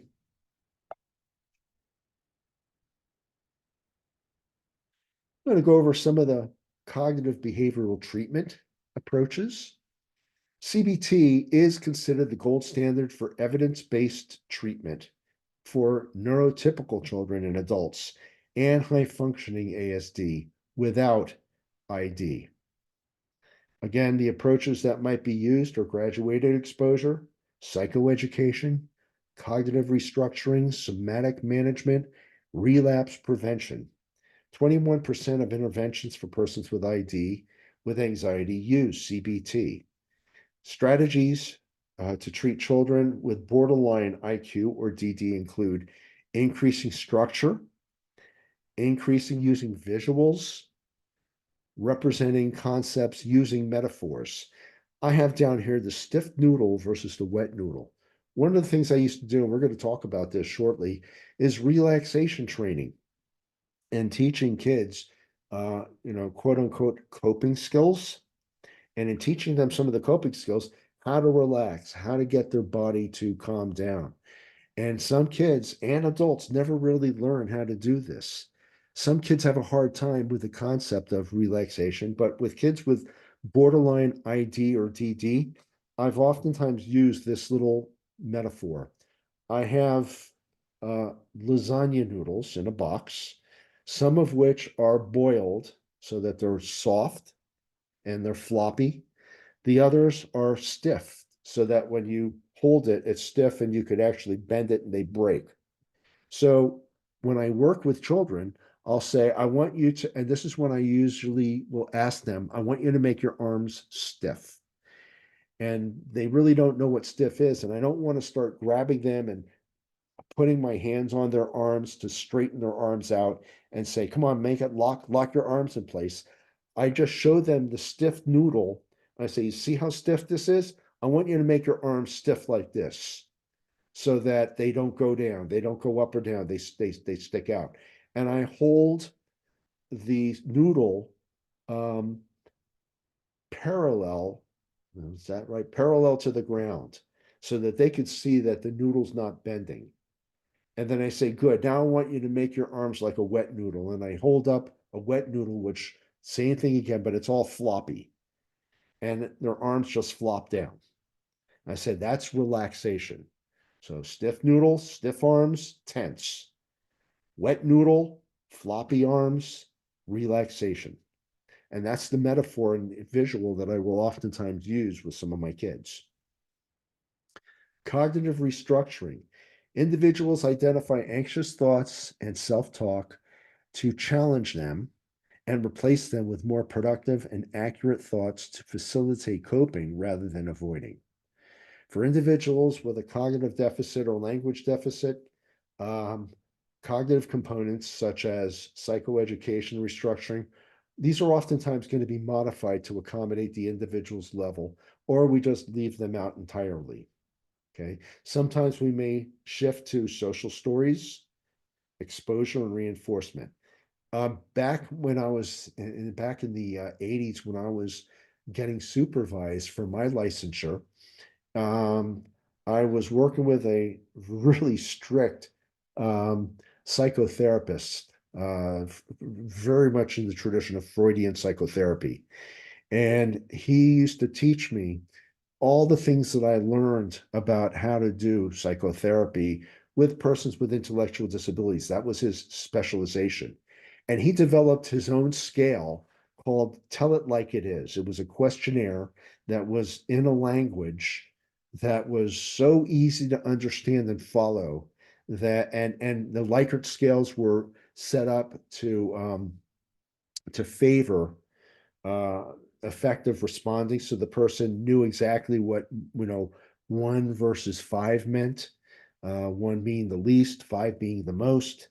We had visual stimuli that associated with it. If we're talking about sadness, we had a happy face and a sad face. So we used a lot of various techniques. Some of them came right out of occupational therapy, zones of um, discomfort, might be there, zones of happiness or sadness or emotions. Um, so we would have the blue zone, the green zone, the red zone, the yellow zone, and we'd be able to kind of use some of these techniques to generate talking about their level of anxiety. Relaxation training. It involves a combination of deep breathing and progressive muscle relaxation. Two of the books that I would recommend, if you could get hold of them, is a book by Catella and Groden, Joe Catella and June Groden. 1979, and Roger Poppin, 1998, on relaxation training. Both of these are excellent. I've used both of them for a number of years. Approximately 24% of interventions with persons with ID involve and anxiety involve relaxation training. There are mixed results, and that may reflect differences in prerequisite skills and cognitive level. That might be why some of the people who it's effective with are more effectively able to follow some of the relaxation rules. It's what we call rule governed behavior. Um, the focus, again, is on observables, what I call collateral responses, rather than talking about relaxations of internal state. Again, you could use environmental supports, EMG readings that accompany the states of relaxation. Back in the late 80s, when I was going through my licensure, I worked with somebody who specialized in biofeedback and working with particularly with persons with intellectual disabilities.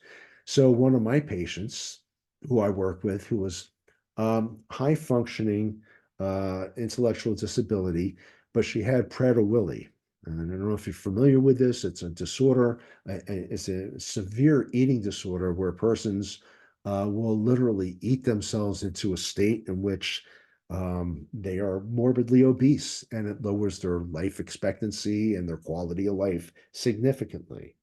And I had a young woman with this problem, and I used to use these EMG readings.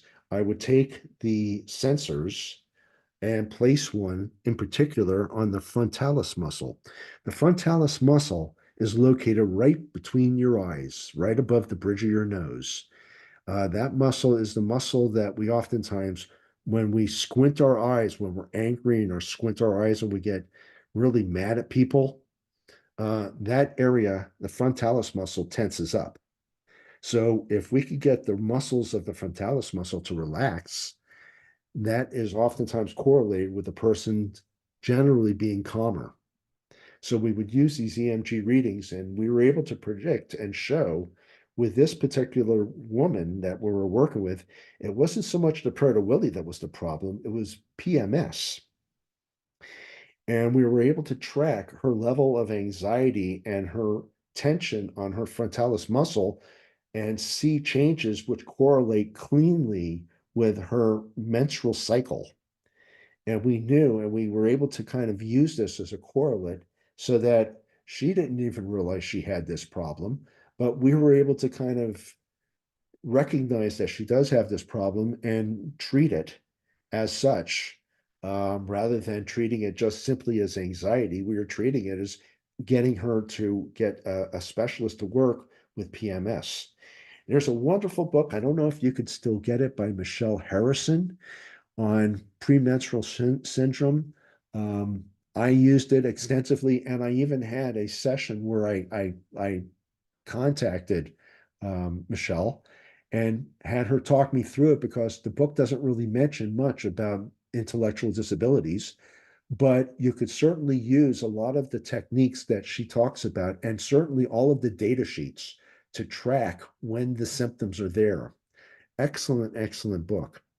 I've also used something called the balloon method, where if I'm trying to get a person to um, tense their hands by squeezing and making a fist, sometimes it's hard for a person to really adjust their fine motor control.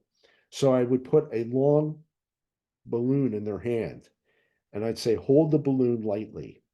And when you hold the balloon lightly, you can see that, the ends of the balloon are at the sides of the hands. If you As you squeeze your hands and make a fist, the parts of the balloon blow up and blow out. And we used to kind of use those kinds of techniques as ways to indicate tension versus relaxation. And then finally, body positioning with pillows. Really effective. As I mentioned, one of the ones that we use a lot of times, and massage therapists use this, PT used to use this all the time, getting the person to relax if they lie on their back and they put a bolster underneath their ankles or underneath their knees. It makes them get into a more relaxed position. Okay. This is the book, by the way, by Grodin and Cotella. Again, I've used this for a long time. I don't think it's being published anymore, but I'm sure you could probably find copies of this on Amazon.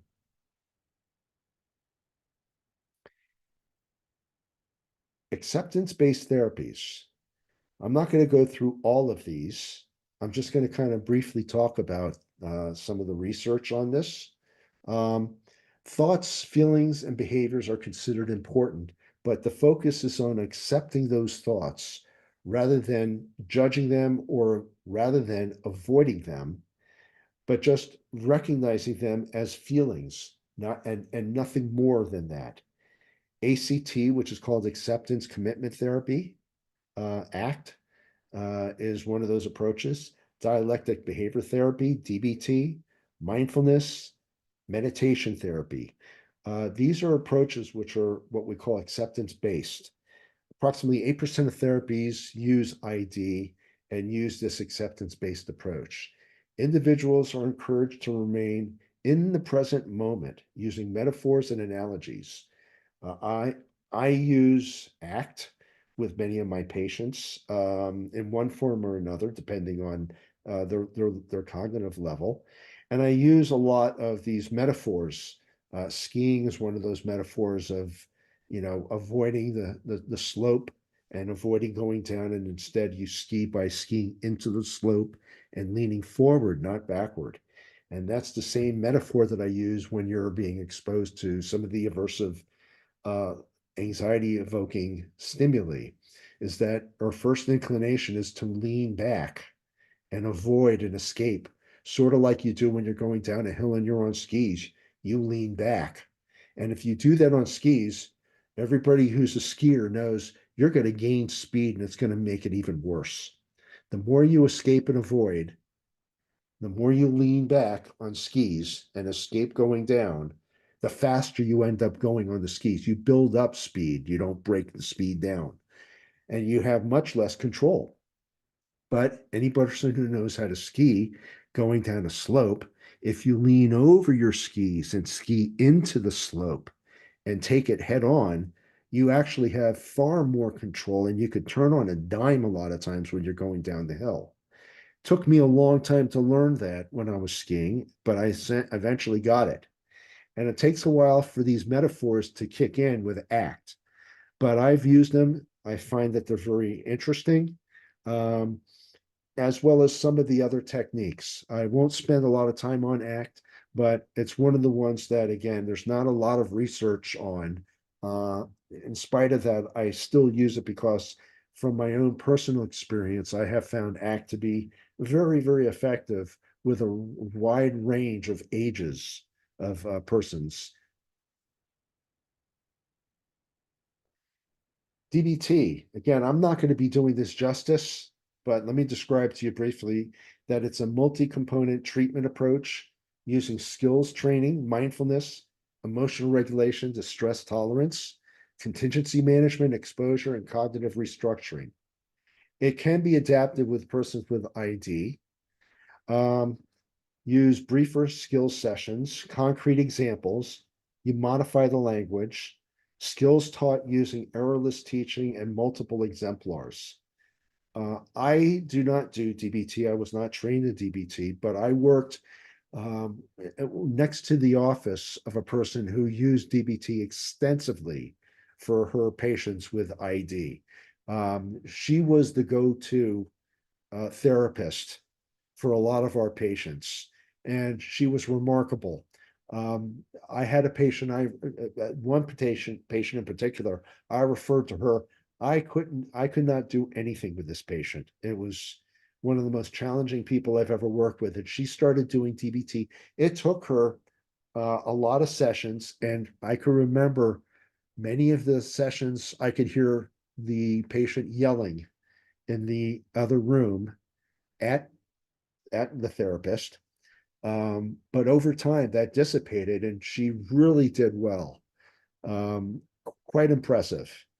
So I would recommend, if you haven't looked into DBT, it is a very, very effective approach, but you do need to get training and supervision to do that effectively. All right.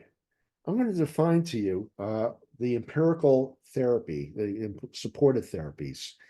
This is a study by Chambliss and Holland in 1998, a bit dated, but this kind of just shows you an overview back in 1998 where they looked at a variety of those treatments that we've just talked about, and they've defined two categories. One is called efficacious.